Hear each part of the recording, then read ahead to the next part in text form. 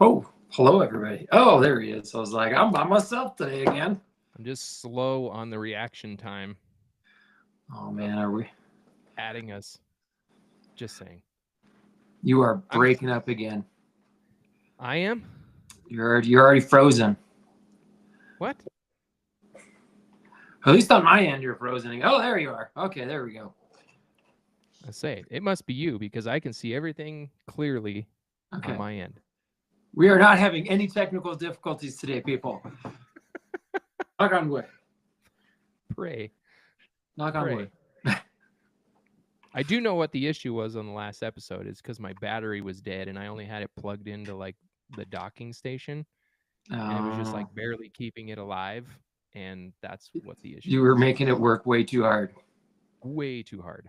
Yeah. Way too hard. So, anyways, welcome Yeah. to the show, everybody. This is Hitting the Chip with both of us goofballs. I'm going to change it to that. Not with Jake and Jordan. I'm just going to put it with both goofballs. Goofballs. It's pretty much what we are. Pretty much. I go down a further path, but I don't want to be. I've got to be politically correct. But Yeah, anyways, whatever. this is this is episode number 7, and it's called "Rain, Rain, Go Away." I mean, many of you that were at CNS, you know exactly what we're talking about. But we do have a lot to kind of, even though there wasn't much racing that went on Saturday, there is quite a bit that we wanted to kind of chat about on today's episode. So buckle up, definitely in for a ride. A lot of discussion points. And we're going to need your guys' feedback because there's a lot of things that we just want to bring up, more or less. Yeah. So, And we love feedback. we love feedback. We love discussion. Let's just put it that way. Yes. Right? Like We love hearing everybody's opinion, not just our own. Very true. Yes. Yeah. Jake gives me a lot of hell for talking too much. So it happens. I get on a roll and it just comes and flows out of me and I can't help it. It's okay. But anyways, all right. So we're going to kick off this show, give a little toast to our presenting sponsor for this here Hitting the Chip podcast, and then we're going to just dive right in. So here we go. I know he's down there just making noises, stalling. He just puts so much work into keeping this act going.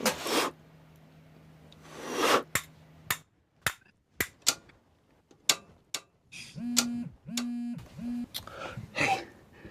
Yeah, Mandy's still home. Her friend's gonna pick her up like any moment. Can you do like a loop around the block or something? Perfect. Okay. Yes. All right. Thanks. See you soon. Yeah.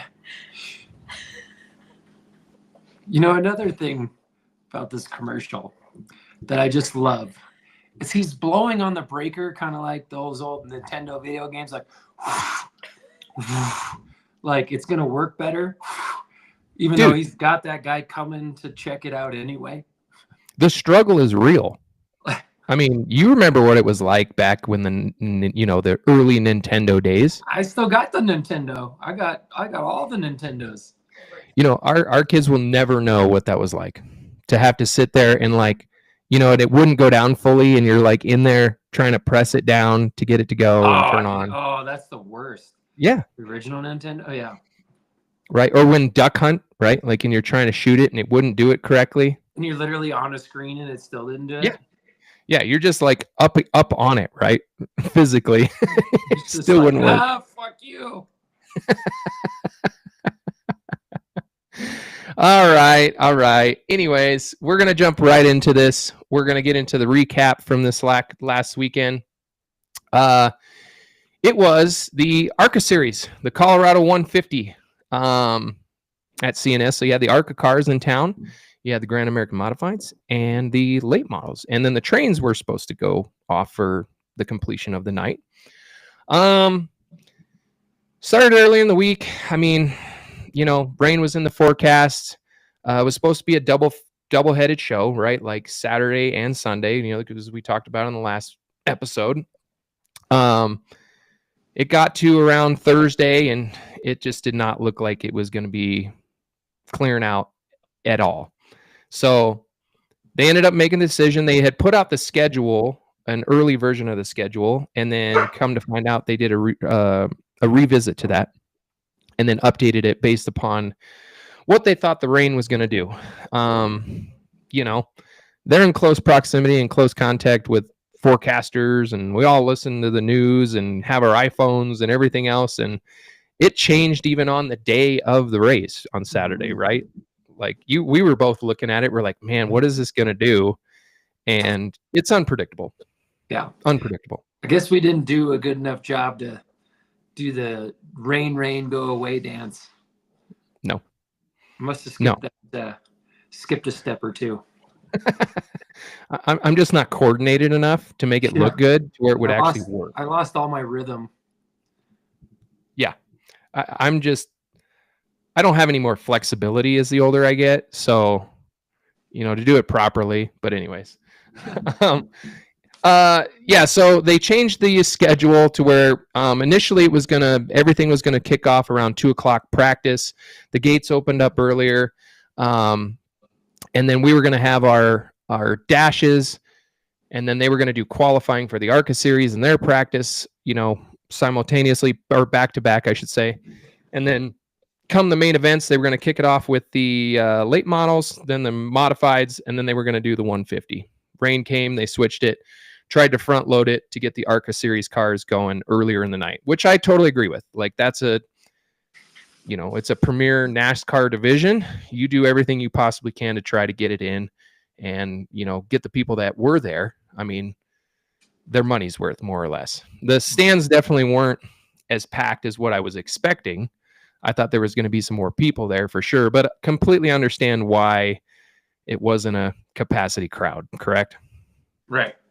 Yeah. I mean, it was cold but when we first got there, it was already cold. It was cold. Yeah. We were in hoodies at noon. I mean, yeah, it just didn't. You knew it wasn't going to be it was going to be just a crappy day, more or less. We were just waiting on how long was the rain going to hold out. Right. So we got practice in. They got qualifying in, and then they got the heat races in. The heat races, they were just normal heat races, right? Like, except for the first modified one, which this brings me to kind of the first point that we've been bringing up over the course of the last couple weeks now. There were some surprise names in the modified division that made that's just the dash, right? Darren Clark was in it. Scotty Scott was in it. A lot of that has to do with, I think, the tire cycle of what's going on, which will definitely that's one big point of emphasis that we're going to be talking about in this show. So definitely stay tuned, but we're not going to get into it right now.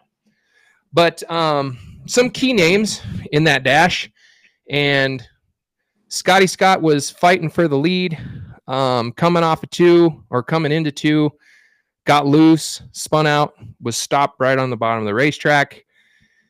They let him go green. Next corner, the ensuing lap. Like, we're sitting there watching it, and I'm just thinking in my head, like, throw the yellow, throw the yellow, throw the yellow, throw the yellow. Anytime, right? And granted, I'm not going to blame any of the track officials that are working the lights or anything like that, because again, we all know who is in charge of that. They made it on the front stretch, still didn't throw the yellow. Made it into turn 1, still didn't throw the yellow, and not a whole lot of people made it out of turn 2. No, what was his name? Mr. Jones. God, what is his name? Scarlett is his daughter. Scarlett Jones. What's her dad's name? Shoot, somebody help me out here. It was the orange 92 car. He got spun, and right next to Scotty Scott. Had it been 5 feet earlier, he'd have plowed him, right? Mm-hmm. Like, coming off the corner, he would have plowed the poor defenseless number 6 that was sitting just on the apron of the racetrack. Ernie, thank you, appreciate that. And then all of a sudden, that was right up in front of the entire field, and nobody had anywhere to go. And Jeremiah Hill was involved. There was Darren Clark was involved. You name it. There was involved. Yeah.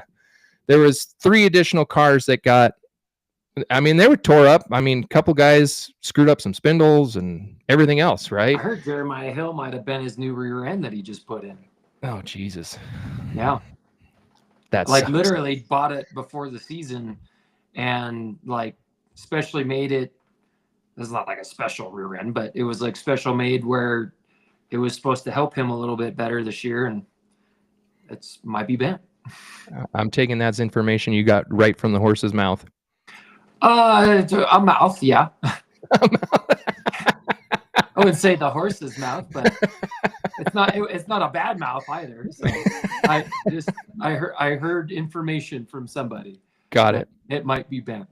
Got it. Okay. So needless to say, I mean, we're sitting there discussing it. There was a situation that had happened the week prior, and I know we didn't quite get into the sprint car main event from last week's race as much due to mechanical issues on my end.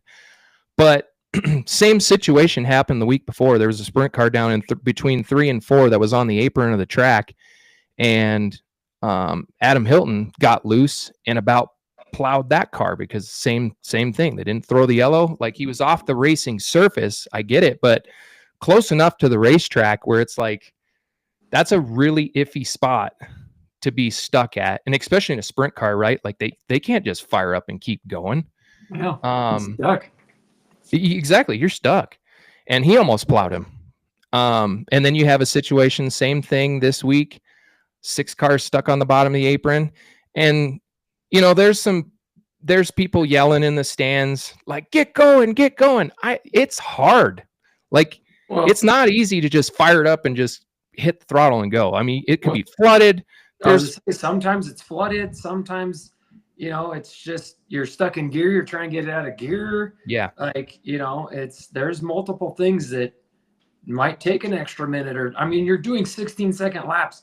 You know, if you flood a car, it's not going to take 16 seconds to unflood it and get it going. Right. Well, and you're stuck. Motor's off. You're trying to fire it back up. It might. They are pissed about something. But it might be a situation where, yeah, I mean, it could be a numerous of things of why that car. I mean, something could be broke too. I mean, you don't know, or the driver, something wrong with the driver. Even though it's a simple spin, something could have happened. And, you know, I mean, in that situation where they're just off the apron of the racetrack, in my opinion, again, you've got to throw the yellow, because here's ultimately what it boiled down to, especially in the modified dash race, right? And Jake and I talked about this.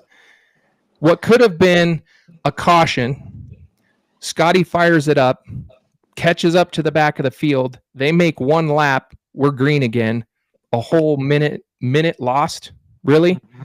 And then because you didn't throw the yellow, it ended up being a 30-minute delay because and 3 wrecked race cars because of it. Yep. I mean, what's a better situation at that point? Yep. I mean, I'd rather say the race cars. Yep. You almost didn't have enough tow trucks for how many cars that were in that incident. Yeah. So. Yeah. I'm a true believer. If a car's close enough, what is 1 minute out of the day throwing the yellow flag? Nothing.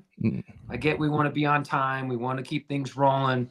It's a heat race, but I understand the rain was coming. I get that too, but but we're the ones paying the money for the cars, and you know, granted, not everybody's got a $40,000, $30,000 car.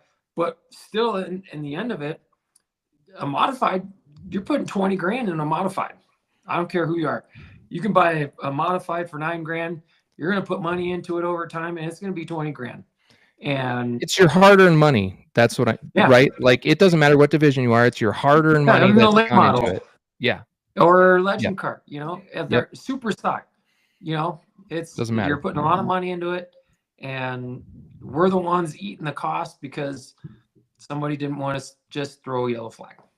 Well, and I mean, and not to think so negatively, but at the same time, like, what's going to happen the next time? somebody's parked there, driver's door is exposed to the track side. Mhm. Somebody spins out doing 60, 70 mile an hour and doors a driver, and he gets severely injured because of it. I mean, we almost saw that between the 6 and Ernie. And thankfully it was like I said, like 6-7 feet later than what it could have been disastrous at that point. I mean, you just got to overlook the safety of the drivers more or less than anything else, putting them in a really sticky situation. So, I mean, that was really the only complicated issue throughout the entire night, because that was, we didn't get enough racing in to really have any other sort of issues. Mhm. But after that, we had the fast dashes, and then there was no issues there. Congratulations to Kyle Ray for winning that one. Congratulations. I'm just going to go down the list here because there was some winners from there. Congratulations, Dan Alma on his fast dash win, and Adam Kimler on his dash win. Congratulations to Darren Clark. He ended up eventually winning the dash. I will say that Paul Himmler did a hell of a job riding up front for majority of that dash race too. That would have been his first trophy win in the modified. Pushed a little too hard, I think, towards the end of that race. You could see the car was getting a little squirmy. It almost looked like something broke, but I don't think it did. I think it just combination of tires are hot and track was slick because it was so cold and just not a whole lot of grip. Right. And there was no grip in that racetrack. I mean, it was cold. We struggled all day getting the car right and trying to just get some sort of drive, and it didn't work. Yeah. But getting into the ARCA Series race, the only question I had, and I never got a chance to actually talk to Mr. Brian Sanders about it, but why they didn't just go ahead and forego the driver introductions and try to get the race started early. I'm sure he's probably watching, and he might chime in on this. But that was my only question. 30 minutes. Huh? That seemed like it took over 30 minutes to do. Right. I mean, again, it's all a guessing game. At that point, too, it wasn't clear, but it was clear enough, right? Well, I think what it could have done is that NASCAR's got that rule that if you make it halfway during a race, so 150 laps, if you make it 75, it's considered a race. So right. The fact that we were waiting so long is because they only did 60 laps, so they were trying to get at least halfway. Yeah. So had maybe they started 20 minutes earlier, got to 75 laps, they probably would have been able to call it a little easier and quicker just because of the fact that they made it halfway. Right. But that's speculation, right? We don't know. Maybe they still would have tried to, wait it out. But that's my initial thought, is that since they didn't make it halfway, they were trying to at least make it halfway. And, so they did the driver intros. It started on time. And it could have been the fact, too, of, flow racing, because they were broadcasting the race. So I don't know what those conversations were like, because they already had to move it up from the day before. They went from 8:00 start to 6:30, right, or 6:00. So I don't know if there was like, no, we can't do this right away, or what. I don't know. Again, it's all speculation on our end. We're just assuming. I think the only thing to take away from that was just, if you had the opportunity to try to move it up and just start it, skip the intros, then I would have just done it. But that's just me. Take it for what it's worth. Yeah. Go ahead. Oh, Brian Sanders. Yeah. TV. Yeah. Cause I was going to say a couple of comments here about talking about moving it up to 3:00 and stuff like that. It's like, with the Arkham Menard series and Flow, they had a contract of, hey, it's got to start at this time. So, you got to try and keep it at that time. Right. And that's the nature of the beast. When you got a NASCAR series in town, it's at their mercy, and nothing you can do about it. So totally understand. But the race itself started off well. Like they took the green. Jake Bowman in the 19 car, He took off right from the get-go. Kyle Keller in the 71, he was right behind him. Say hello.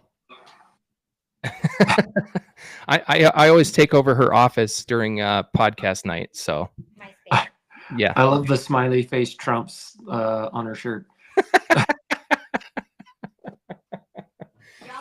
Oh my god. She wears that almost every day. Oh my god. Anyways, the surprise of the race, the 50 car of Trevor Huddleston, he had to start in the back. And again, I don't quite remember why he had to start in the rear of the field. I'm sure Brian will chime in and give us the exact reason as well. But he had to start in the rear of the race, and he wasn't even fully caught up to the rear of the field at the start of the green flag. Like, they dropped the green, and he was still trying to play catch up at that point. Huh. Did you? Oh, you didn't see that part? I didn't see the start of the race. I think I came up there about lap 15, I think. Oh yeah, he was in the back, like full on in the back of the field, and then just hard charged, hard nosed. I mean, at that point too, you know, you're thinking in the back of your mind as a driver, like, I gotta go because who knows when the rain's going to come, right? Mm-hmm. So yeah, to your point, they made it to lap 60, and that bastard drove up to third, and he was the fastest car on the racetrack by far. Yeah, had the rain not come out when it did, he probably could have got the lead within 10 laps. Correct. Or even if they had a caution prior to that, I think he would have ended up pitted during the parade laps. Oh, that sucks. That sucks.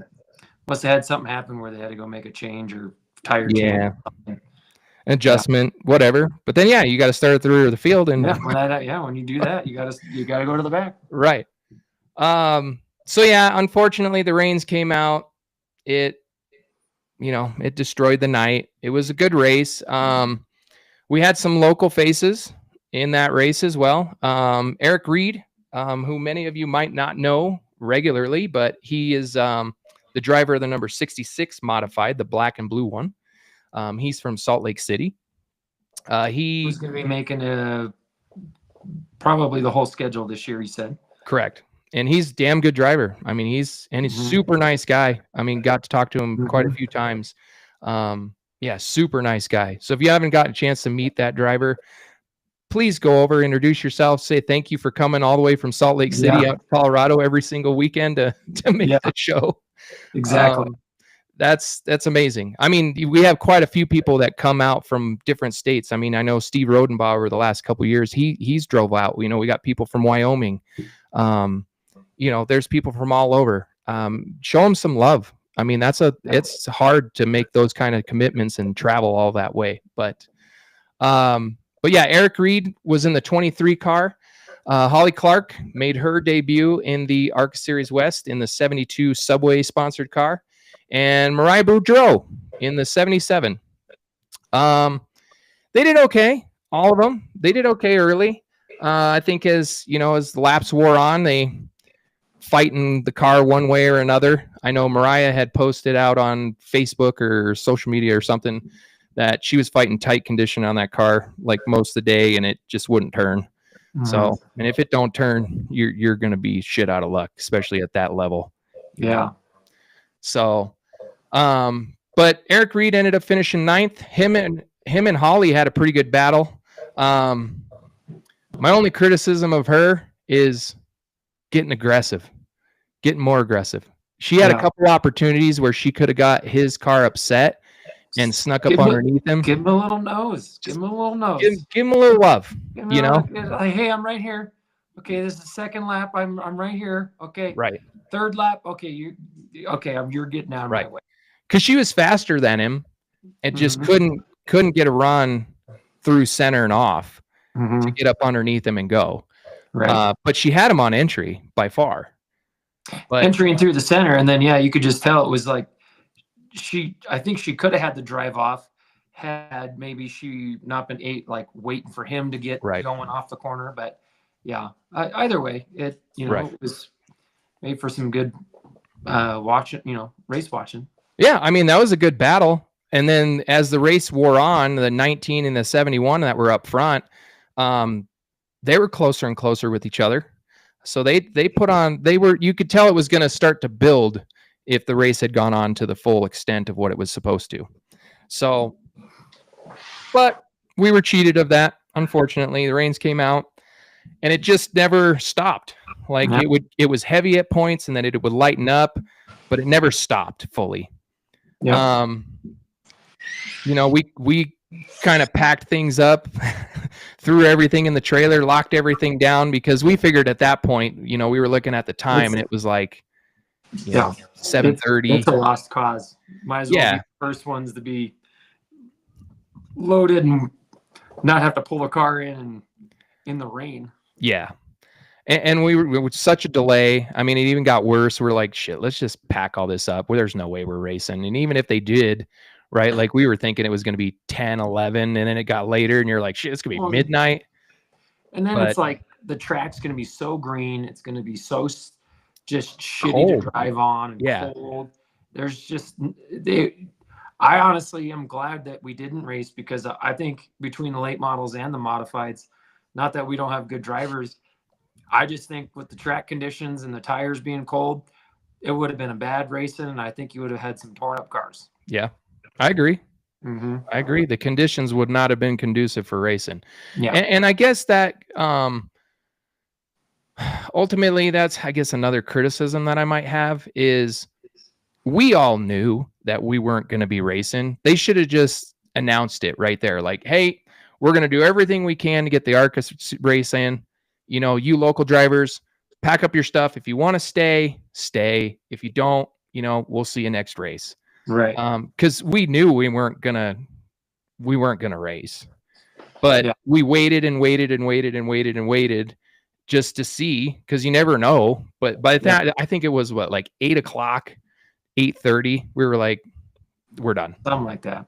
Yeah, I think we left the racetrack before they didn't even make an announcement. We left the racetrack at like 9:15, somewhere in there. Yeah. Me and Mom were sitting our happy asses in the truck getting warm. It was like, screw standing out in the rain. Like, I didn't have a rain jacket, so it was like, I'm gonna go sit in my truck and get warm. We did have a lot of chuckles going on, just between different trailers, bouncing around, going talking to people and laughing and having fun. Yeah. So I had my suit off. I was like, I'm not standing in the rain with my suit on and get it all soaked and all that shit. I was like, no way.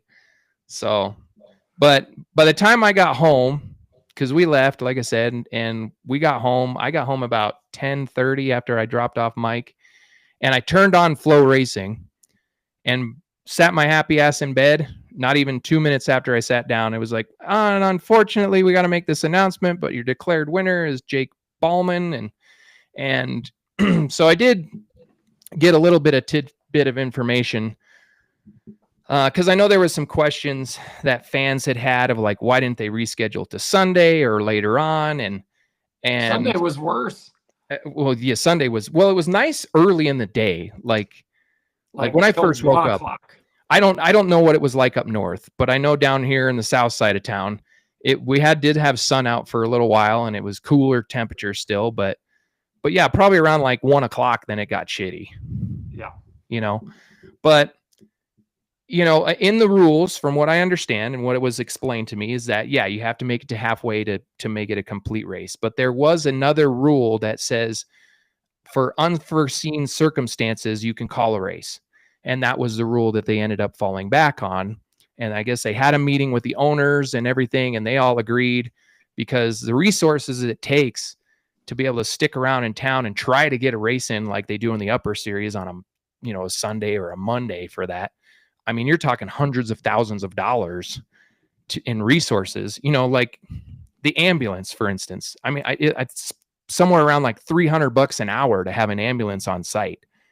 You know what I mean? And you have to have it. And you have to have one. So, and they lost money. The track lost money. Let's just put it that way. They lost money last weekend for sure.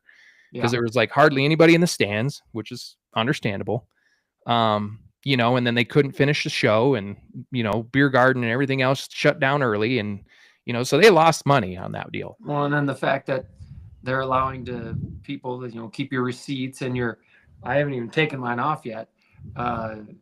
keep your wristbands and stuff because they're going to give full refunds. Well, not Yeah. refunds, but you Rain show check. your receipt. Yeah, and you get a rain check. So it's like, and they're losing technically money on that too. So Correct.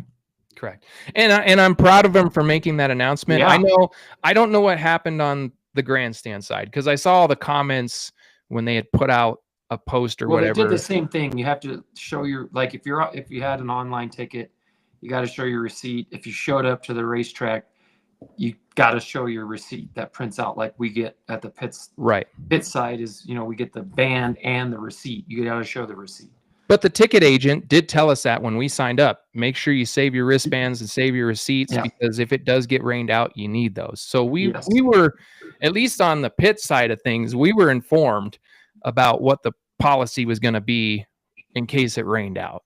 Mm-hmm. So like I said, I can't speak to the grandstand side or what was said. I do remember them making some sort of an announcement towards the end of the evening that you needed to save it.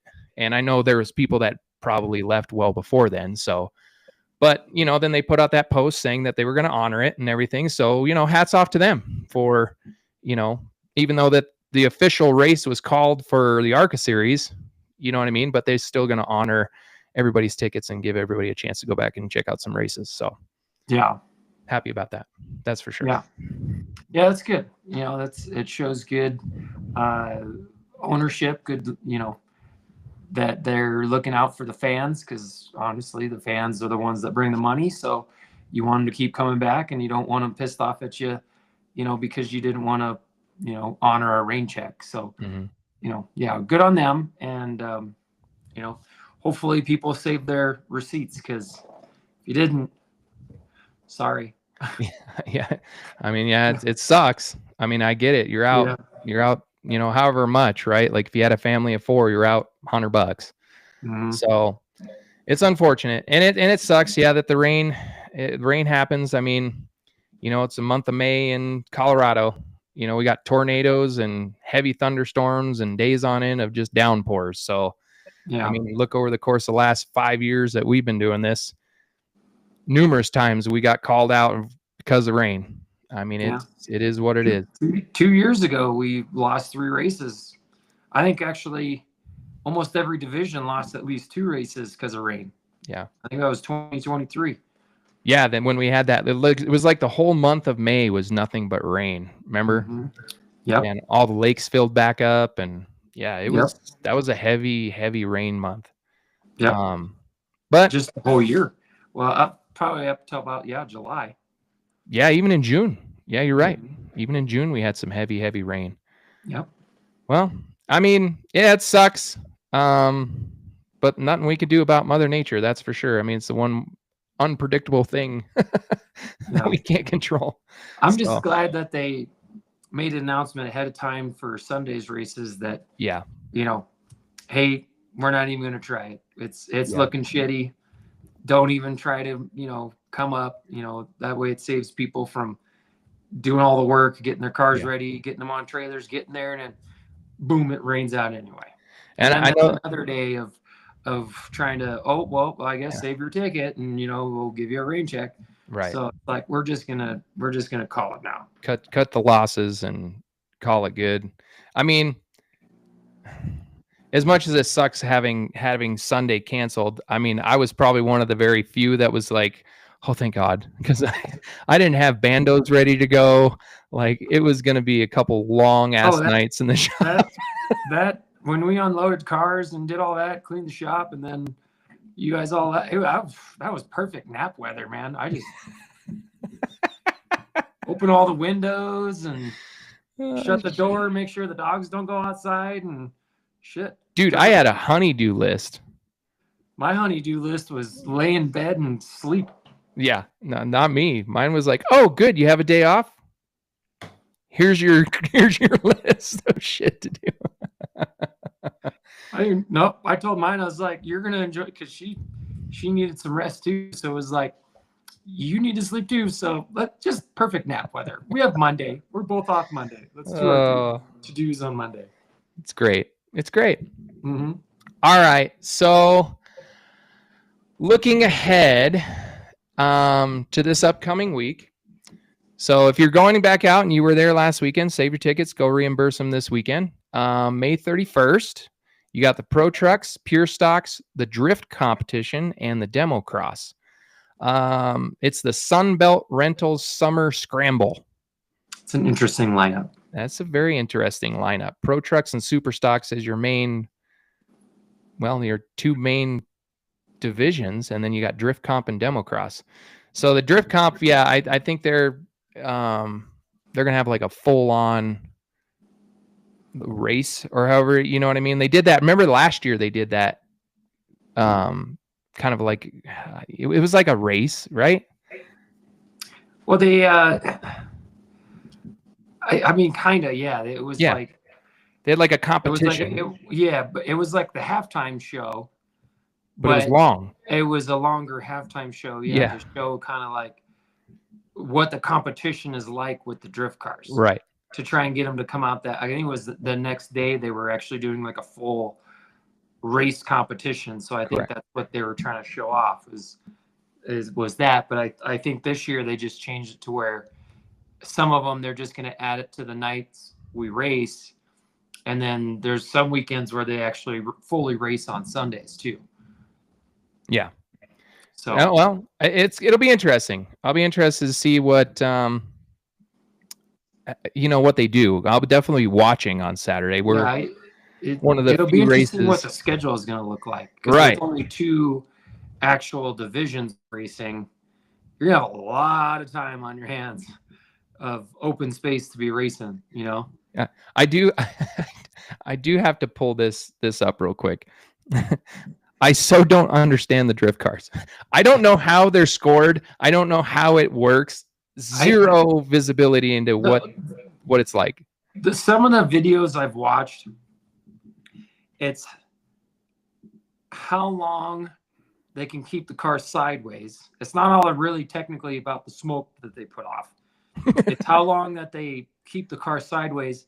And then there's like certain areas where they have like painted off like sections. Yeah. Where they got to try and get the bumper as close to the wall without hitting it, or like a cone without hitting it.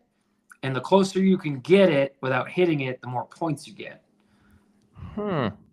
Yeah. Okay. And then I think time is also involved with it too, but I'm not exactly sure on that. But I do know that there are painted sections where you have to hit a certain area and you got to get close to something as possible without touching it. Jake Bop, the encyclopedia for drift cars. Yeah. Well, it's just funny because like, you watch one Facebook video and all of a sudden like 9,000 reels a week come up on that. And yeah.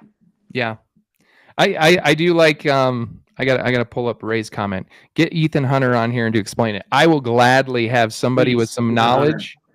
Yeah. I think too, come if they explain do it. 2 cars at a time, if they can stay as close together as possible without touching each other, I wonder if something like that has something to do with it too. Shit, I have no clue. Yeah, I don't know. I just know they got a shit ton of horsepower and they put off a lot of smoke. That's all I know about drift cars. Yeah. Them tires are probably fucking rock hard. Hitting the chip the entire way. Ga, ga, ga, ga, ga, ga, ga, ga, ga, ga. Well, just think of like, what's his name from the Gymkhana files? Gosh damn, Block. Ken Block. Ken Block, yeah. Yeah. That freaking 4-wheel drive Mustang that he made. What was it, like 1,500 horsepower in that thing or something? Yeah, did you ever watch the one where he did it on Pikes Peak hill climb? Yeah, but he tested that down at I-25. We talked about that one time, I think, right? Yeah. Yeah. Just the fact that like how much he actually puts on like through those tires, like them things got to be rock hard. Right. They like, have to be. I mean, otherwise like, they're going to be nothing left of them. Yeah, because then when you watch a NASCAR, well, if you watch a NASCAR race and you see them doing burnouts, you're just like, all right, anytime now that tire is gonna go woof, Yeah. But then like with them guys, it's like they can sit there and hold it for 10 minutes and not even make a dent in their rubber. I need to get a closer look at one of those cars too. I would love to see see how they're set up and stuff. You know what I mean? Like it'd be interesting because I know they're using e-brake and everything else in those cars to get them to turn, and so maybe we'll delve into that in the future. We'll call up Ethan Hunter and somebody get old, tag the shit out of Ethan Hunter and let him know we're trying to talk about drift cars. No idea what we're talking about. Yeah, we're kind of stupid when it comes to that, but anyway, so interesting lineup for this weekend. Normal races, get out, go check it out. Support your local teams. It's supposed to be nice this weekend. No rain in the forecast, at least from what I saw today, but it could change tomorrow and the next day and even Friday. Yeah. So with that being said, the other point we want to kind of talk about, and I guess this will be kind of a green flag, black flag segment we're going to get into.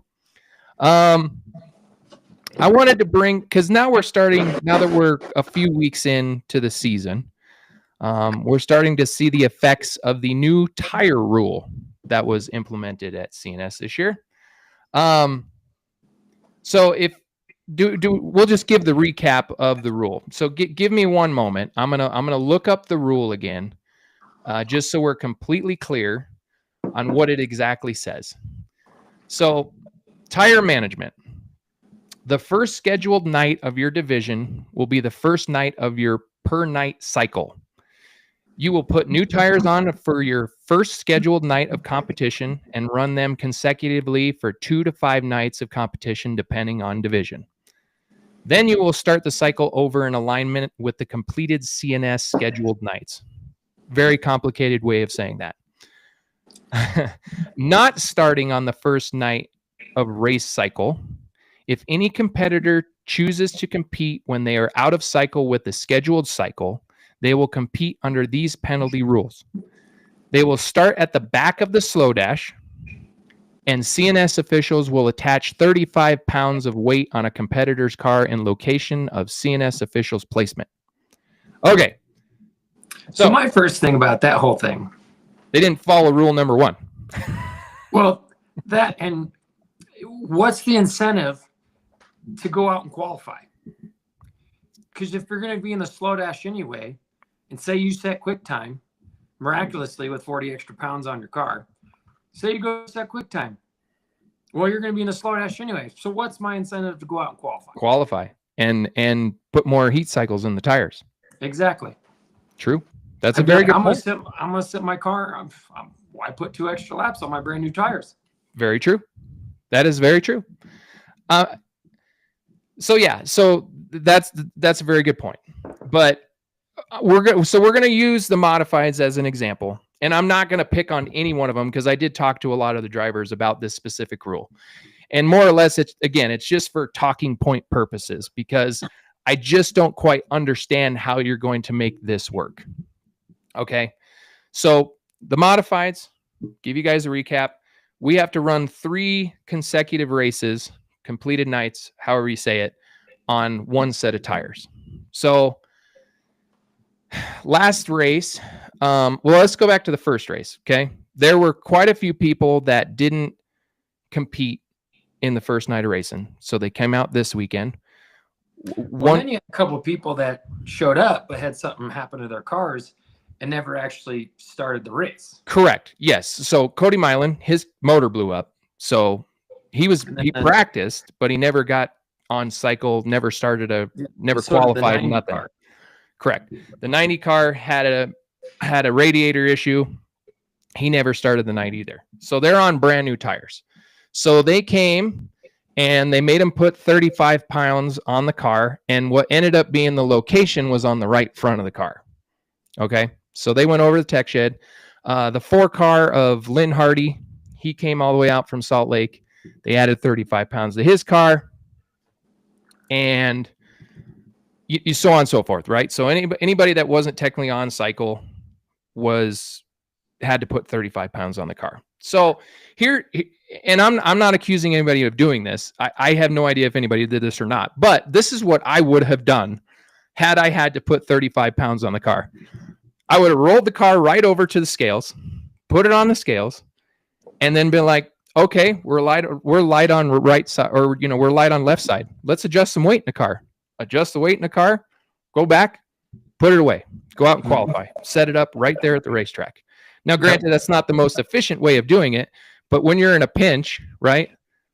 Like that's what you're going to do. So really, is the 35 pounds truly acting against them like it was intended to? In my opinion, no, it was not. No. So there in turn, and we saw the effects of it. Those guys went out. They laid down some laps. The rest of us that had competed in the first race, I mean, you saw it. Scotty was in the slow dash. Darren Clark was in the slow dash. But then also the other point that I bring up as well.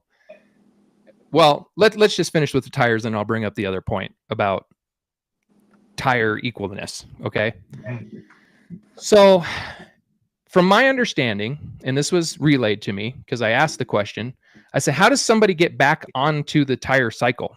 Right. They said, well, the next time that the regulated cycle, so you get through the third race, you're allowed to buy new tires again to get back on cycle with the rest of the field. Okay. So if somebody doesn't come out for the first two races and they come out for the third race, they have to put 35 pounds on the car and they get a brand new set of tires. Okay. And that means that the following race, they can go out with no 35 pounds and a brand new set of tires. See what I'm saying? Yeah, but if the rule that's where this rule becomes tricky, because if you come out on the third night, put the 35 pounds on your car, to me, in fairness, the next race, you could take the 35 pounds off your car, but you still got to then run the 3 races on those cycle of tires. Essentially, that's how it was done before. And that's what kind of caused the whole discrepancy with this, right? Is because, some people are running for a championship. Some people aren't. I'm going to use Ed, for example. He hasn't, competed for a championship in a while. Yeah. He just goes out and tries to win races. And I'm not accusing him, but I'm just using him as an example. But he'll go out, come in, say that third night when everybody's on third night old tires and he's got freshies, out, and then he gets it in the front of the field and nobody's going to catch him and nobody's going to beat him. You know what I mean? So that's what kind of started this whole thing about making the equalness of the tire rule. Okay. Yeah. So then adding 35 pounds, to me, 35 pounds doesn't make any difference. And I'll give an example of that right now. So last year when we had the SRL race, okay, you could either run the SRL rules where you had to be 78-inch tread width, but you could be 2,500 pounds total weight. The person who won that race was Jace. He was 25.75 and was 81 inches. So he had 75 extra pounds on his car and went out and whipped everybody's ass. So, I mean, it shows that it's the weight wasn't going to be the core factor here. Yeah. So getting into my green flag, black flag, I guess, question more or less of what do you think of going to, and it's hard for I can't speak. I don't know what's the correct suggestion for the lower divisions as well. I'm talking about the pure stock, super stocks mainly there. But for us, would it be more suited to have 4 tires every 2 nights, or you could buy 2 tires a night at that point? Because once, you show up, you could buy 2 tires a night. You get 4 freshies for the first night you race. But then every race after that, you get 2 tires. And to me, what that does is it equals the playing field out, because then it puts the strategy back into your hands. Do you want to buy right side tires, or do you want to buy a right rear, left rear? Like, no matter what, because it equals out to be the same amount of money. If you bought 4 tires every 2 nights or 2 tires every night, it's going to equal the same amount of money. Doesn't matter there. It just, how do you want to make the strategy to make the playing field equal again, to where you don't have anybody off cycle trying to get people back on cycle, and you're making an extreme headache for your tech team trying to find weight, because we still know of 6 or 7 cars that haven't shown up yet. Yeah. You know what I mean? You want to go down that path. Yeah, you haven't shown up yet. You haven't shown up yet. Yeah. So there you go. You know what I mean? Like, it just seems to create less headache for them, that it would be wiser to just do one of those two things, more or Yeah. less. Right. What are your thoughts? Sorry, I went off on a tangent. You give No, your... it's okay. You've been saying a lot. I'm also trying to read a lot of these comments because obviously I don't see the comments on my iPad, so I'm trying to like watch the Facebook Live as well and see everybody's comments here. Yeah, I just think that the current rule is just.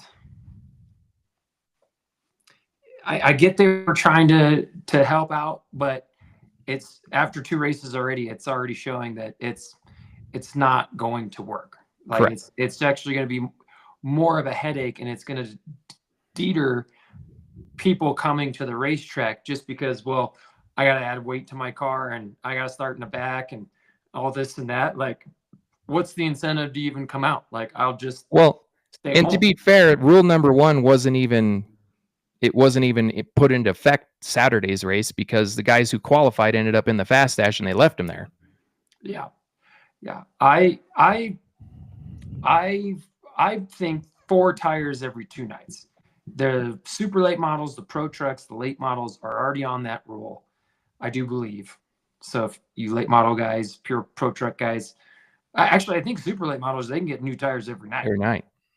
But the pro trucks and late models, I think, are on every 2 nights. Correct. So why are we not on every 2 nights? Because like we said before, you know, our class, those 3 classes really are kind of on the same plane, right, in terms of division. Correct. And why not have all of them on the same tire rule, right? You know, because we're already and I know there you wanted John, to try 4 to tires every night. Okay. Where do you get your money, Ed?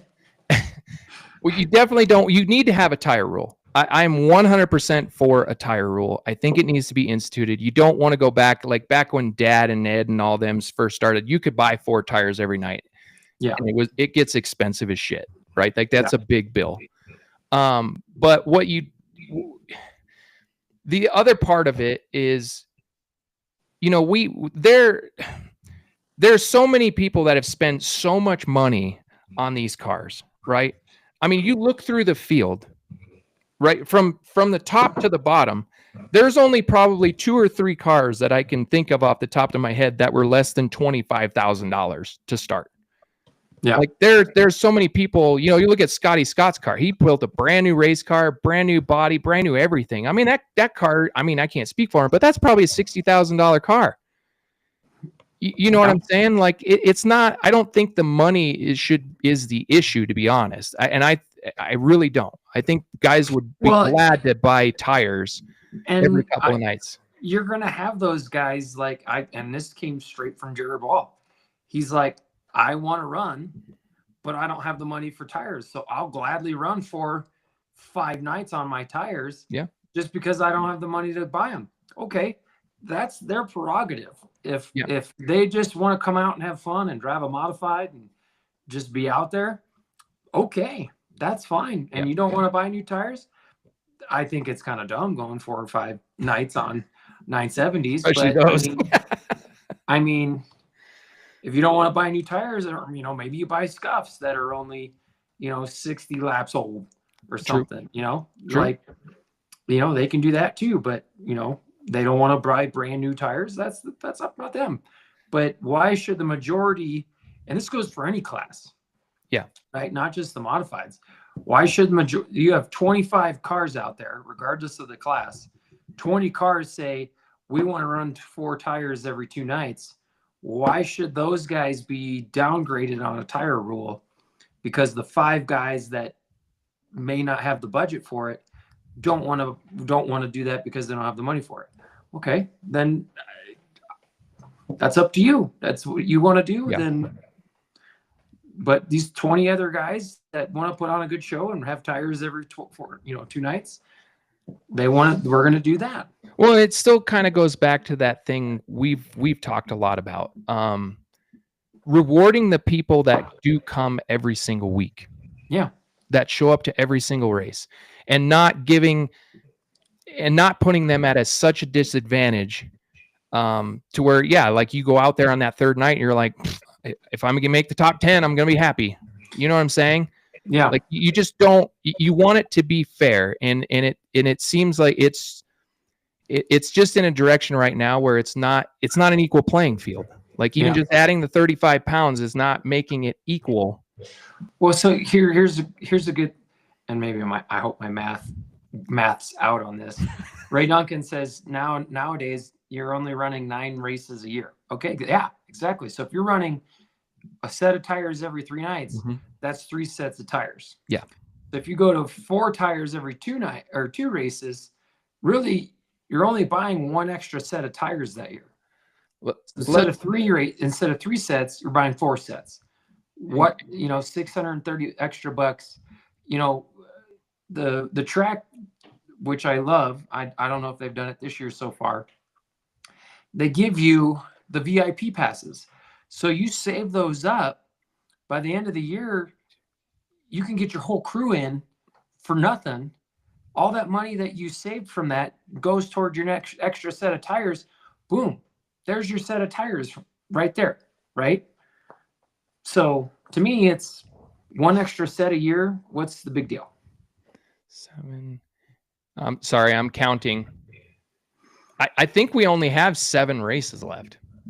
So if you were to start that now, right? Like the next race, and for everybody, give everybody context that might not have been there on Saturday. It was announced that the June 14th race for the modifieds is going to be a 75 lapper. It is going to get split into 2 main events. One's going to be a 25 lapper. Correct me if I'm wrong. I hope they change that. I do too. One's going to be a 25 lapper and the other one's going to be a 50 lapper. And both races will be worth $1,000 a piece to win. And then at the end of the night, whoever has the most combined points of the night will get an extra $1,000. So there's a potential $3,000 up for grabs at the next modified race. So, but we only have seven more to go, which is kind of crazy to think that we just literally started. But if you started it next race, okay, and you went, I still think even if you ran a 75 lapper, that we should get a new set of tires the following race too, and then start the cycle. But then you would have 6 races to go if you started it, right? If not to cut you off here. No, go ahead. It was supposed to be an SRL show. Yeah. So we all would have got new tires anyway per the SRL. Correct. So that right there should just be your off cycle. Everybody gets new tires for just that one race, and then boom, the next race. Yeah, like you said, you get another fresh set of tires because we all would have anyway. And I was talking to one of the officials about this very thing that we're talking about right now. Us on that third night, like as a division, it is a shitty show. It's not a good show for the fans. It's not a good show for being in the driver's seat either. Like it does get strung out. It's just follow the leader. Not a whole lot of passing going on. Like don't piss off my right rear so it blows up. Yeah, exactly. Like you're like, I hope it makes it through the race. But it's just not. It's not conducive for good racing on that third night on those tires. I mean, so many heat cycles have gone through them. You pissed one off one race and they're toast. So back to it, right? Like, so we get new tires for the next one for the big show.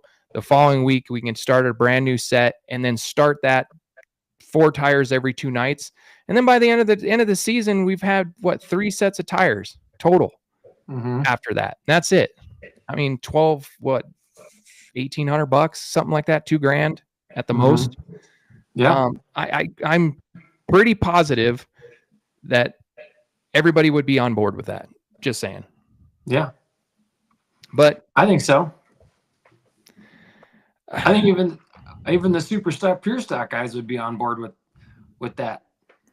I mean, for them too, I mean, they got to run 5 nights on their tires. And now granted, the Comanches are a harder tire. They do last a little bit longer. But even still, like right now too, somebody shows up off cycle. you know, it does. There's still a lot of the top name guys are going to be up front running too, but still, like it does create a disadvantage, and on those cars as well. I mean, it's the same thing, same principle that we're talking about here. Yeah. You know, how do you fix that and make make it worth, like you said, wanting to go qualify, making it worth wanting you to go to the heat races. You know, because there's that incentive too. I seriously thought about this, and everybody's gonna give me shit about this, but I seriously thought about sitting out the heat race and just like, what's the incentive for me to run the heat race? Yeah. Well, I'm going to start where I'm going to finish in the back, right? Like of the heat race, save the tires for 10 laps. Yeah. Well, I mean, we talked about that before your last heat races that, you know, judging by from the dash race before and the track conditions, it might be shitty. People are going to be trying to push it because of the rain. They want to get the 3 extra points. You know, we're in the back. There's no reason to push the car to try and gain 3 points or 1 point or whatever when you're starting 10th. Yeah. Like in 10 laps, I mean, you'd have to get a car a lap at that point. Yeah. And there's no reason to push it that hard for what? For what? There's no money involved. Sure, the point system, okay. Yeah. I mean, but really there's no real big incentive to really try hard outside of the top 4 in a heat race. Right. You're not gaining anything because they're going to go to the dice roll or whatever, you know, pill draw after that anyways. So, which brings me to another point. I do want to bring this up. And again, you have a lot of points tonight. I do have a lot of points, and it's just discussion points. Like I just feel like talking about it more or less. Because a lot of discussion in the comments. I know this is great. I'm sparking some interest from people.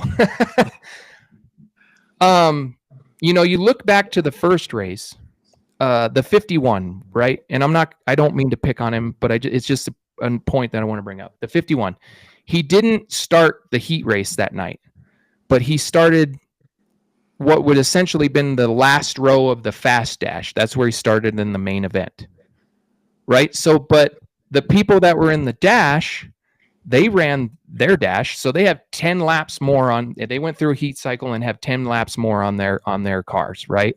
Yeah. It brings it out to, you know, then he goes out and waxes the field and wins the race, okay? But he had 10 lap fresher tires. Do I think he still would have had a long haul? Of course I do. I mean, that's a really good car. But do you think in that instance, if you don't even start the dash, because how is that fair more or less to the people that started in the regular dash, that you're getting to start in front of them and you didn't even compete in your dash, that you're still getting your position? Would it be viable to send that person, whether it be me, you, or whoever, if you don't start that dash, you have to start in the back of the main, like in the back of the main. Yeah. Well, if I do recall, I don't know if it was last year or 2 years ago, one of the big super late model races, it wasn't an SRL race or anything. It was one of the, you know, random, oh, hey, we got a $10,000 purse for the super late models tonight. And it was brought up about guys not maybe starting the heat race. Yeah, I remember that. Yeah, and I think actually Jace Hansen brought it up in the pit meeting because I think he ran his super late model that night. And they came up with, if you don't run your dash race, you start in the back of the whole field. Mm-hmm. So if you qualified second and you just wanted to save your tires, okay, there's a 20-car field, you're starting in the back. Starting in the rear.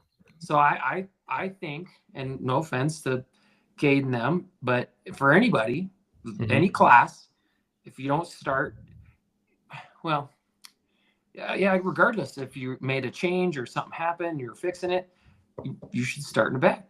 Because if you started the race and mechanical failure or whatever the case may be, that's totally different story. But if you don't start the race, you have to start in the rear of the field.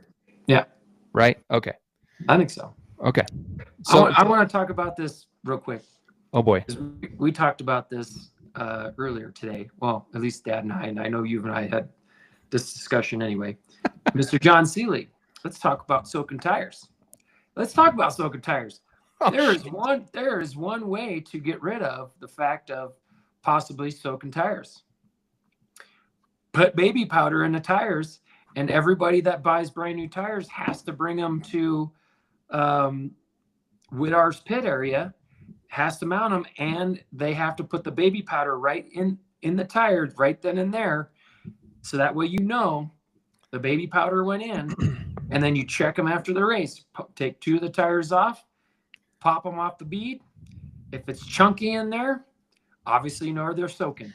If you open them up and the baby powder is just the way it went in, then you know there was no soaking. So to give you all kind of a context, they durometered the tires. We didn't scale on Saturday before we went out for our qualifying. Okay, they pulled us up, stopped us, grabbed our tire sheets, and then they durometered the tire.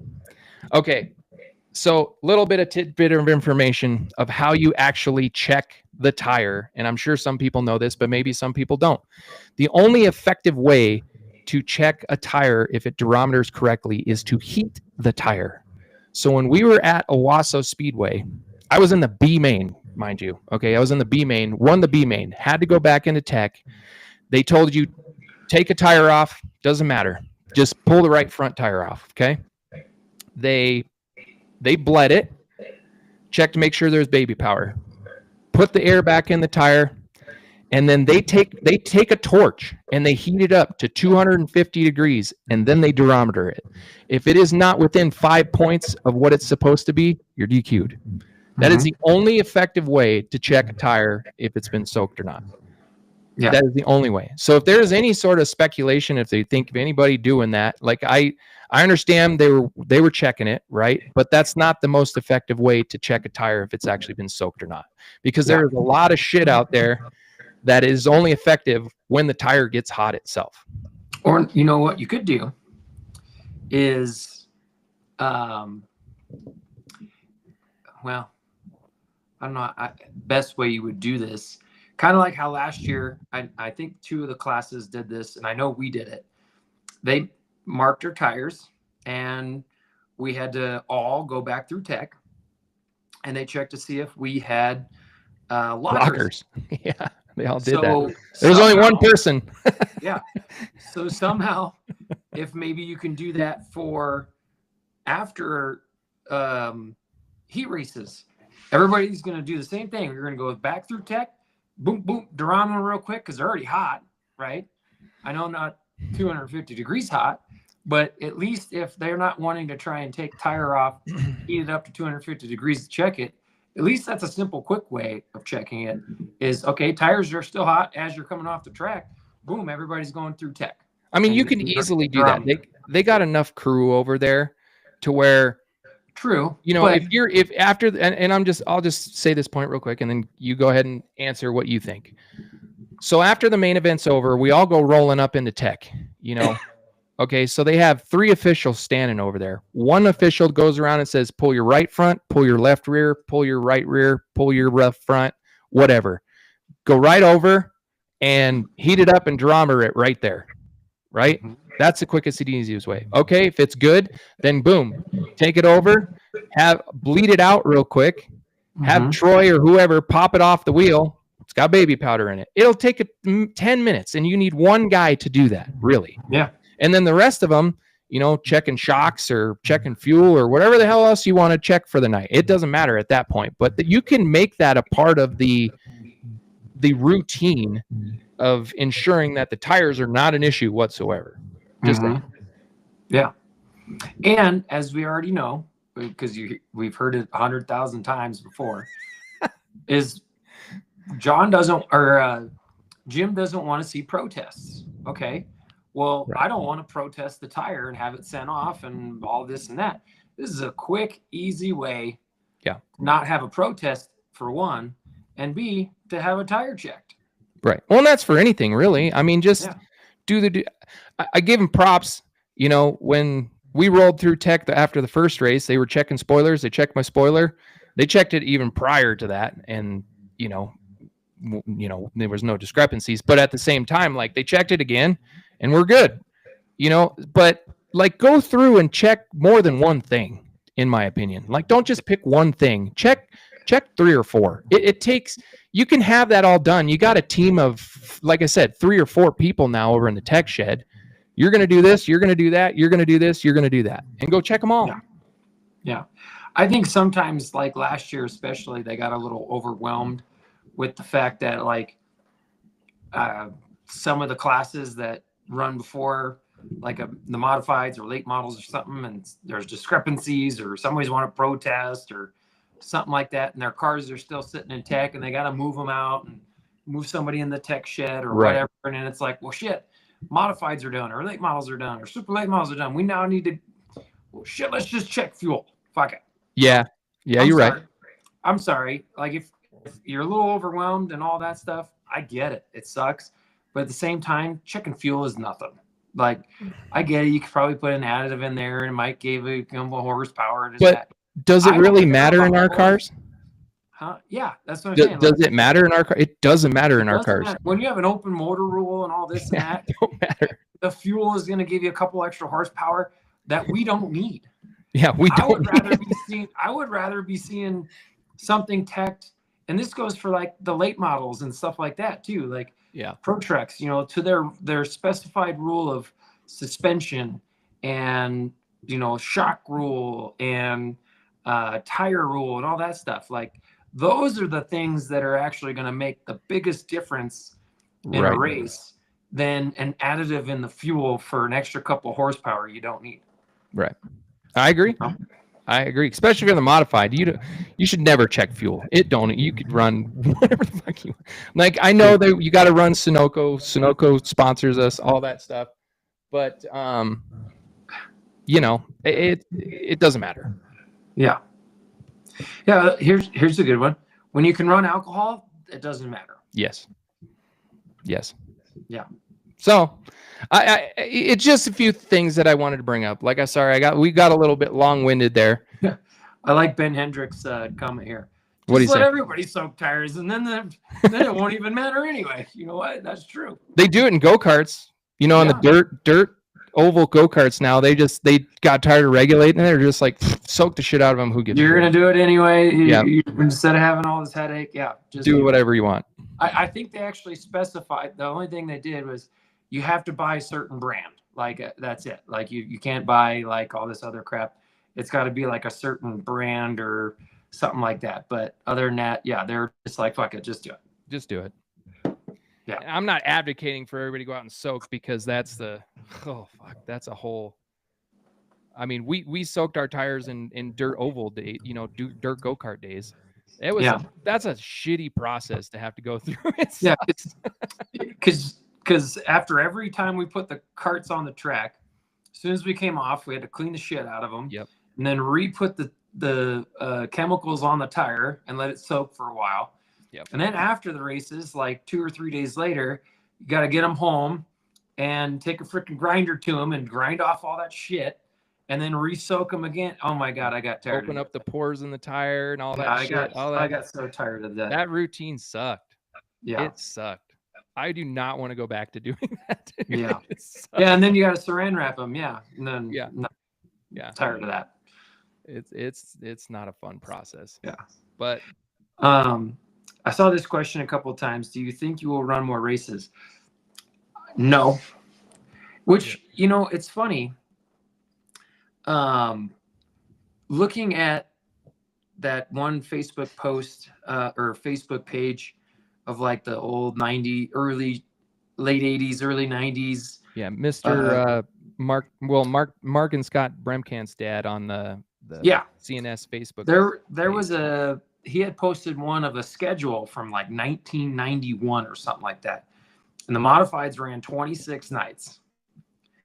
And the only reason really they could do that is because they only had like 6 classes. If that, it was like 5 classes. Correct. So like almost every class ran 26 races.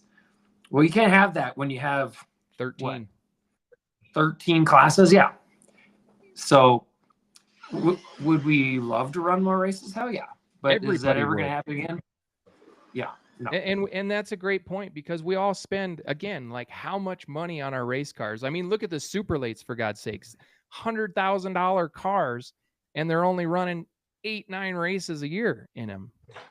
Yeah. I mean, it's a bad investment. I mean, if you get into racing, it's a bad investment. But Yeah. but to your point, like, you limited it down. That's the only way it's gonna end up getting people more opportunities to get on the racetrack, is if they eliminated classes. Yeah. Here's another good point, Mr. Seeley. And I don't know why they got rid of this. They just stopped doing it. Impounding the top 5 on their tires. You know what? I think impound everybody's tires.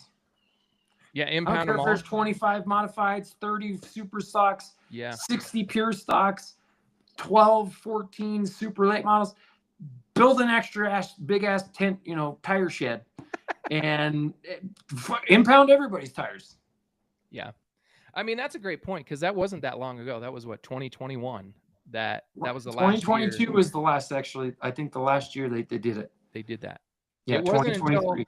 It wasn't until the tire production was an issue. When we couldn't get tires, that's when all of the tire rules changed, and we were on 5 nights. Remember, we had to run 5 nights on our 970s, Mhm. and then it went to 3 nights. And yeah, we're not.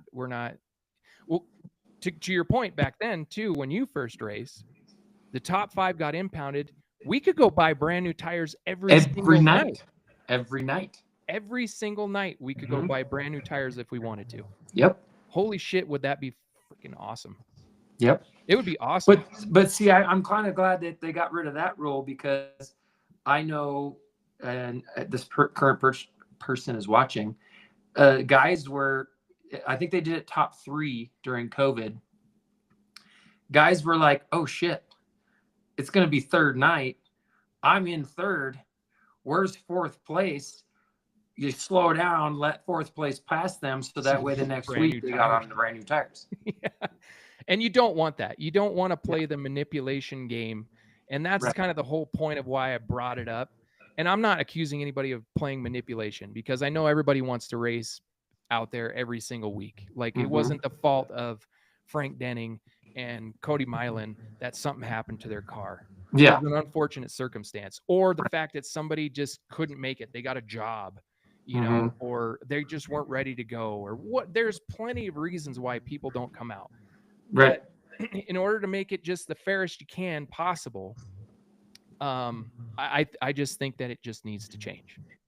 I mean, for the betterment of the racing, the class, everything. Like, it will be far better suited.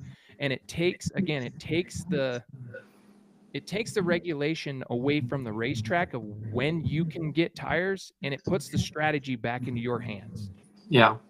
You know what I'm saying? Well, here's another thing too. I don't know if the late models are missing how many cars, or super stocks, pure stocks, all the other classes, pro trucks, how many cars they've been missing the first race or 2. But I know with the modifieds, there's 6 cars that haven't come out yet. So you really want to have now tech have to go through every race, have to check 6 cars a night just to put extra weight on their car, just because of the tire rule. Well, what are you going to do when you got the super stock, pure stocks, and modifieds and pro trucks all racing on the same night?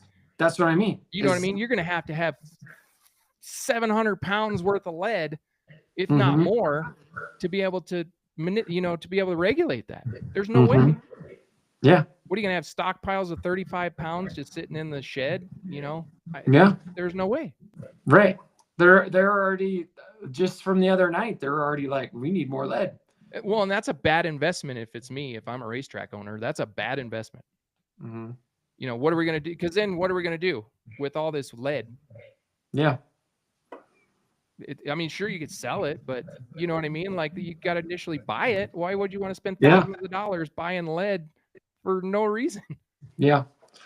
Just go buy a big excavator that's broken down and it's got like 800 pounds of lead weight and melt it down. just here in the back with a cooker. I don't like the shape of this fucker. I'm changing it real quick. Why are your eyes rolling around? I don't know. Oh my God. Well, I appreciate everybody's input. I mean, I couldn't keep up. I'm glad Jake kind of was, because I couldn't keep up with all the comments. So There was still a lot. if we yeah. missed you, I'm sorry. If you were trying to jump in, I couldn't keep up. Yeah. Um, But I will have to say, I will second this. Brian Sanders, big shout out to the CNS crew. Awesome working with you all. Thank you for all the hard work and effort in the Employee 500. Stay safe out there. Yes, it's not just the ARCA crew that was out there doing stuff. Our crew was out there helping too, and staying and, you know, working through the rain and trying to help. And so, yes, always put out a big thank you and appreciation to the officiating crew and the crew that tries to help keep the track going, and on rainy nights tries to get the races in, because that's a lot of work. Yeah, it does. And you could see, though, everybody out there was hustling. I mean, we were looking for officials and people that just kind of get some information from of what was going on, and nobody was around. Mm-hmm. The only people that were standing over there was the tech officials, and I'm just should just called Rex Wheeler up at Wausau. Hey, can we borrow your jet dryers? Well, they had that little one out there behind the golf cart. I don't know who was driving it. It was Jim or whatever, but they had that little lawnmower style one on the bottom of the apron.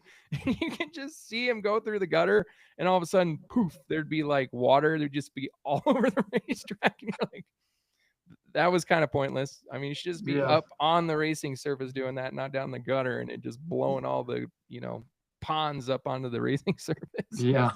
No one ever said we're smart.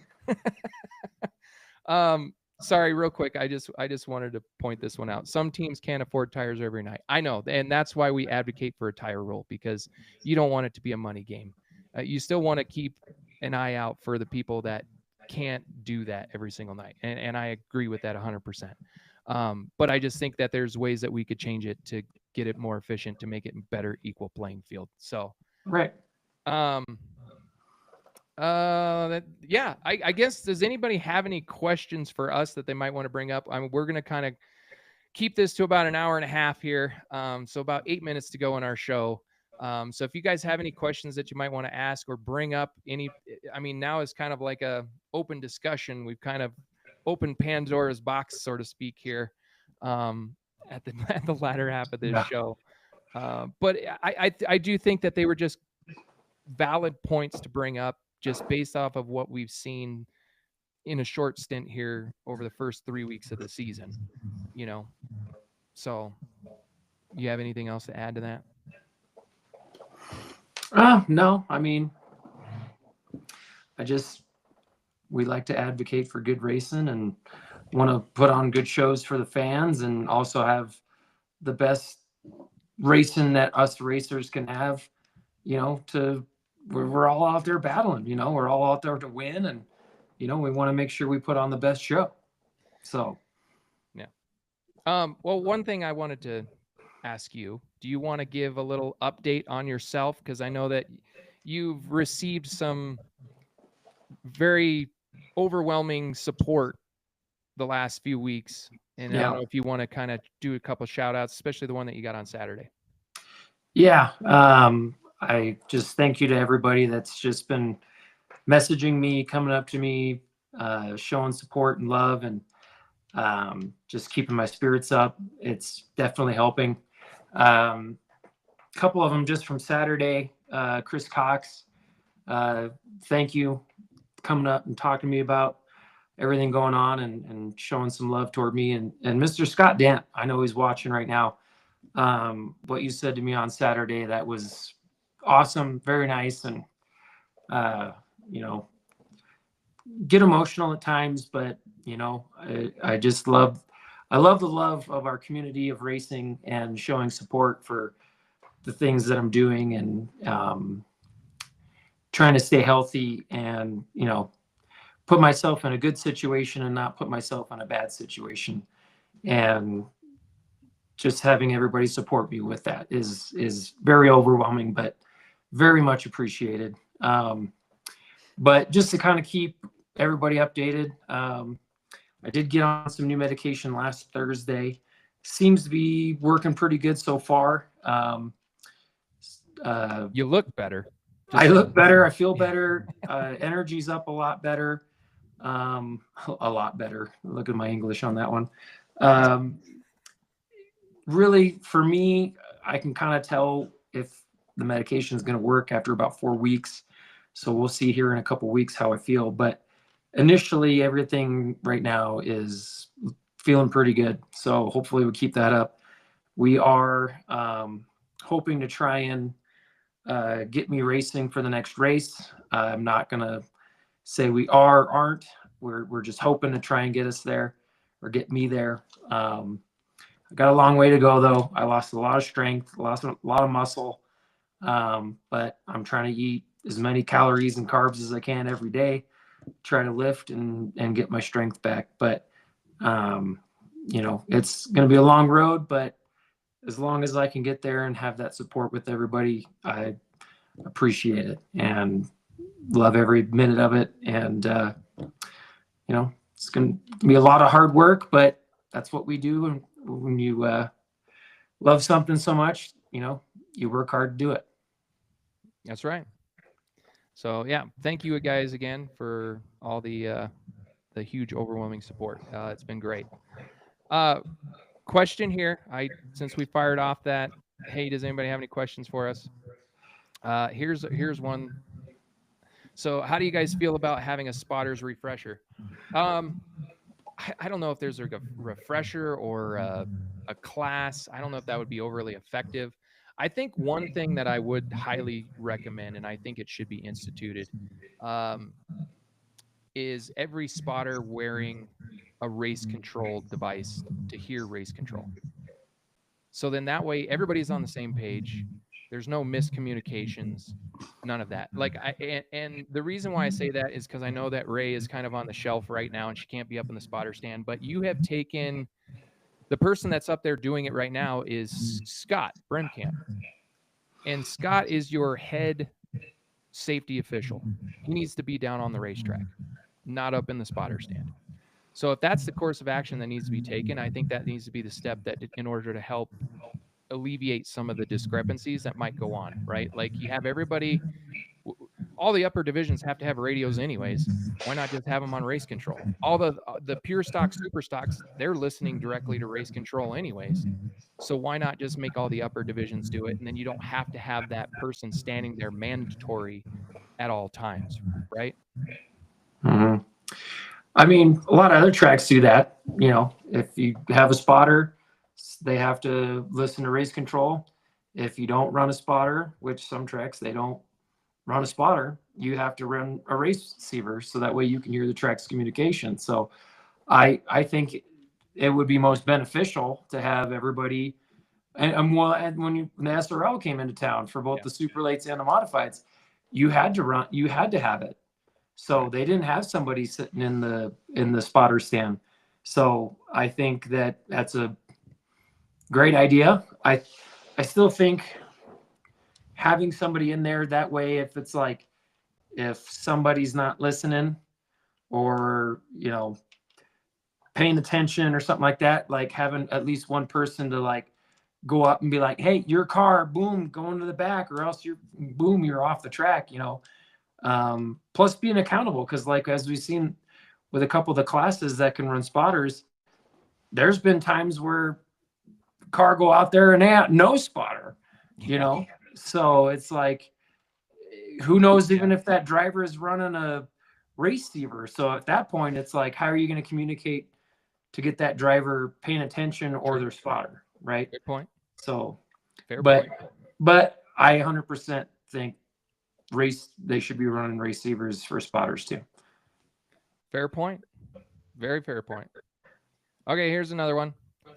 On a night like we had Saturday, you have a big show in town. Do you run the big show before any local divisions, and local divisions only run mains? You want to answer that first?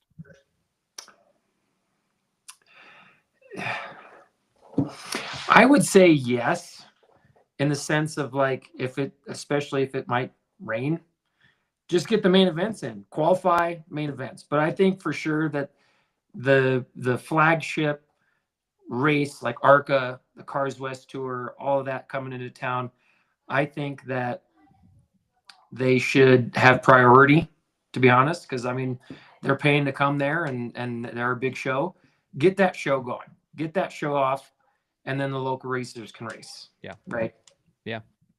I agree with it. I think that the heat races are kind of a waste on a night like that where it's that big and you have a big show in town. Like, just qualify. I mean, I know we all want to get as many laps in as we can, but maybe instead make them, you know, for us, we were slated to have 25 laps. I'd rather have a 35 lap main and just take the 10 laps from the heat race and put it into the main event. Yeah. You know, the only thing about not running the heat races is obviously there's 6 points out there that people didn't get, 3 for the winner, 2 for second, 1 for third. But at that point, we've all talked about, I hate having points in the dash races anyway. Well, and we've talked about it numerous times about how we don't like the point system with the dashes anyways, but I get it. I understand it if that were the case, but, you know, maybe give a point per position, every position at that point, you know, make a 2-point difference between, or a 3-point difference between first and second. So make it. I'll be right back. My dogs are acting up. Hold on 1 second. They're acting up. Okay. I'll carry us here for a few seconds. I want to bring this one up. So what do we need to get a hold, or what do we need to do to get a hold of everyone in the modifieds about getting a 2-race rule? I've talked to several and not a single one has been against it. That was from Mr. Jace Hansen, if you guys didn't catch that. I do think we're going to see the 08 modified make an appearance here pretty soon. But no, I mean, it's funny, him and I had a very conversation about this exact thing. And yeah, I think that it'd just be more or less getting in touch with the track official, mainly Jim, because he's kind of the decision maker, it seems like, still when it comes to a lot of that stuff, especially after talking to some of the tech officials on Saturday about who makes those decisions. So I got no problem trying to ask, advocate, I think as many people as we can, just send into the tech email, right? Like, this is what we want. And not just for us, like any one of the divisions, like you guys all reach out, hit up that email and tell them what you want. In the off season, they ask for everybody's advice, but I mean, even as we're early in the season, you can still always send in your opinions and your questions or whatever suggestions you might have, and they'll at least look at it. And I know that for sure, that he'll at least respond and look at it. So definitely put that out there. It's freaking dogs. You didn't miss much. It's okay. Okay. I'm just going through kind of seeing if there's any other questions up here. They should give points for getting through tech without getting caught with anything. Yeah. Wouldn't that be the day? Yeah. I mean, we've talked about it numerous times, but the point system, I'm just not a fan of how the dashes are awarded points and stuff. I'm not a huge fan of it. Not to say it rewards complacency. I think there just needs to be more points awarded for racing in the mains. That's where it matters the most, and that's where you want the heat races to mean something. I get it. But to me, I would love to see it go back to the top 6, or even if you want to shorten that up, the top 4 race a dash for cash. Freaking 6 laps, get after it. Here's an extra $200, $500, whatever you want to make it. And then the rest of us go into a B main, and then we have to battle for position out of the B main. Yeah.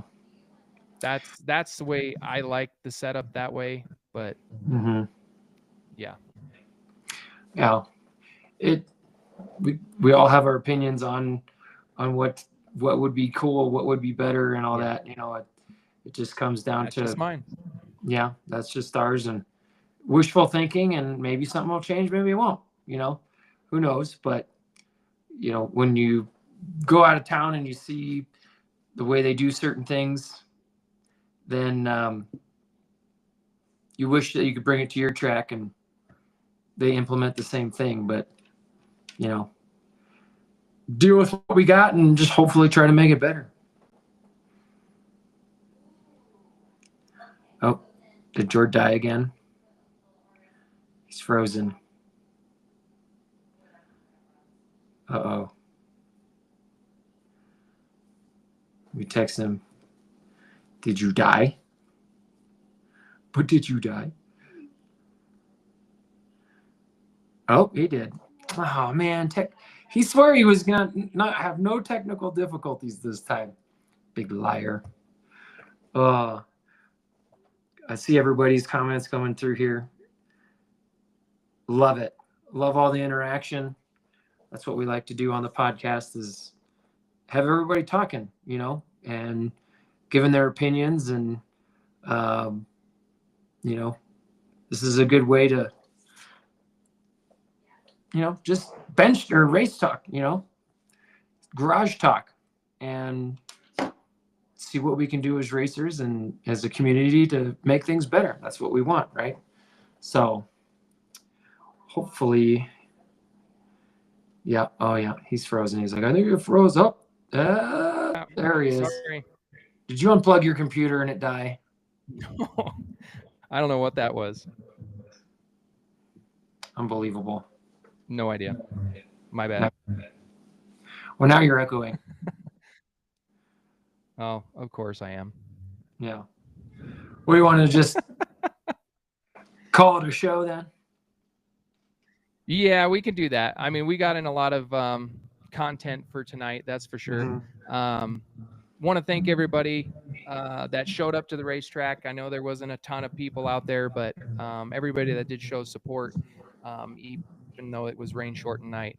Thank you all. And looking forward to a weekend off, so to speak. I'll definitely be watching the races this weekend on low budget. But kind of looking forward to taking a step back for, you know, it's been 3 months since we've been kind of go. So, yeah.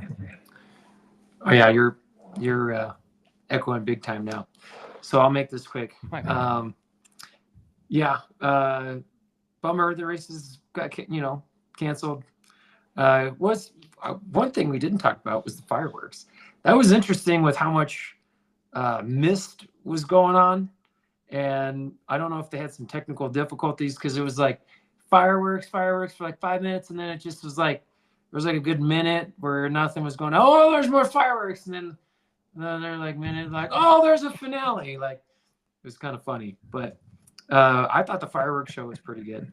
But yeah, it kind of sucks that you know, the rain came this weekend. But yeah, good luck to everybody racing this weekend. Like we said, hopefully maybe somebody can try and get a drifter to reach out to us to explain exactly how they score points and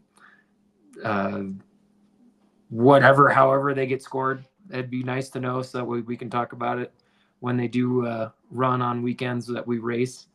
But yeah, other than that, again, thank you for everybody for their support. Getting better every day, and hopefully getting the race car soon. That's the goal. So that's it for me. All right. Same here. So, okay, yeah, you're echoing. Go ahead and close. Yeah.